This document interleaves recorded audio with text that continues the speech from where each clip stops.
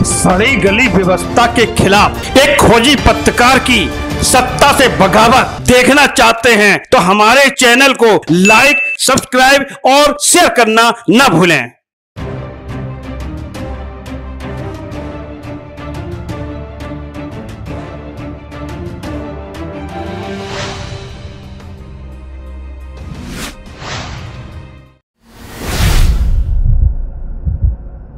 शुरुआत से ही गौवंशों के लिए संवेदनशील रही योगी सरकार ने जहां एक ओर गायों की सेवा और उन्हें सुरक्षित रखने के उद्देश्य से गौशालाएं खुलवाईं, वहीं दूसरी ओर समय समय पर अत्यंत मार्मिक व अमानवीय खुलासे होते रहे हैं। कई बार जिम्मेदार अधिकारियों ने निरीक्षण भी किया, लेकिन कुछ गौशालाओं को छोड़कर ज्यादातर गौशालाओं का बुरा हाल नजर आया है।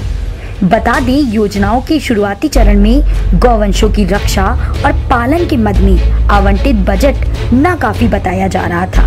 कहा जा रहा था जितना पैसा प्रति गौवंश आता है उसमें बछड़े का पेट तक नहीं भर सकता, वयस्क गौवंश तो बहुत दूर की बात है। पर कड़वी हकीकत ये है कि जितना पैसा इन गौवंशों के लिए आता है उसका अधिकतर हिस्सा कथित भ्रष्ट अधिकारियों के बीच बंदरबाट में खर्च हो जाता है। देखा जाए तो गौवंशों के मद में मिलने वाला सरकारी धन गौवंशों की भूख कम, अधिकारियों कर्मचारियों की भूख शांत करने में ज्यादा नजर आ रहा है। परिणाम स्वरूप बजट का पूरा पैसा आश्रय स्थल के संचालकों को न मिलने के कारण गौवंशों को खुले में छोड़ दिया जाता है ताकि वे अपनी भूख शांत कर सके। इस भ्रष्टाचार को प्रमाणित करने के लिए प्रमाण भी सामने आए हैं। कुछ वर्षों के दौरान किसानों की शिकायतों ने सरकारी लुटेरों की पोल खोल दी है। किसानों की शिकायत है कि छुट्टा जानवर उनकी फसल को नुकसान पहुंचाते हैं, जबकि सरकार का दावा है छुट्टा जानवरों को आश्रय देने संबंधी योजना कारगर साबित हुई है। जाहिर है शिकायतकर्ता और सरकारी दावों के बीच एक कड़ी ऐसी है जो चोरी छिपे सरकारी धन हजम कर रही है।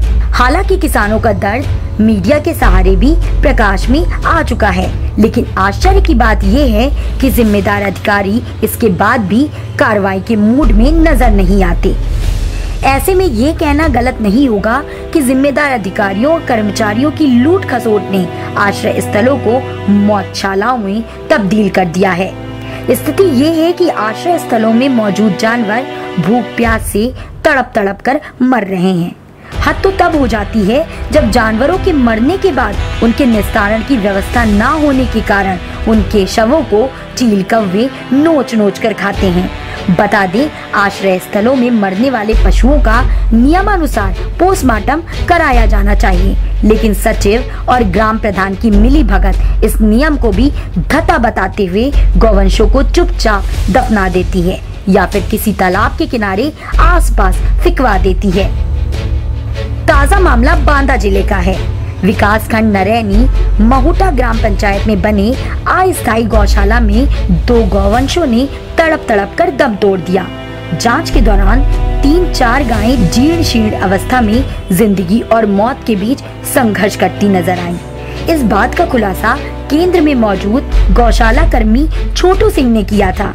बकौल छोटू सिंह, गौवंशों की स्थिति बद से बदतर होने की वजह भूख है, क्योंकि केवल लाही का भूसा यदा कदा खिलाया जाता है जो पर्याप्त नहीं है। अब प्रश्न ये उठता है कि गौवंशों के लिए जो पैसा आता है वो जाता कहाँ है। स्पष्ट है कि ग्राम प्रधान व सचिव मिलकर गौवंशों के हिस्से पर हाथ साफ कर रहे हैं। ऐसा ही मामला नरैनी तहसील के ग्राम गढ़ा में भी सामने आ चुका है। गांव के शिवशंकर ने नरैनी कोतवाली प्रभारी को ज्ञापन सौंपकर ग्राम प्रधान पर गंभीर आरोप लगाए हैं। कोतवाली प्रभारी को दिए गए ज्ञापन में बताया गया है कि ग्राम प्रधान द्वारा 4 आवारा गायों को बांध लिया गया है, जिनको ना तो भूसा दिया जाता है और ना ही पानी। प्रधान की मनमानी से गौवंशों की हालत बिगड़ती जा रही है। इस बात का विरोध करने पर प्रधान सहित कई लोगों ने उसके घर आकर जान माल की धमकी दी है।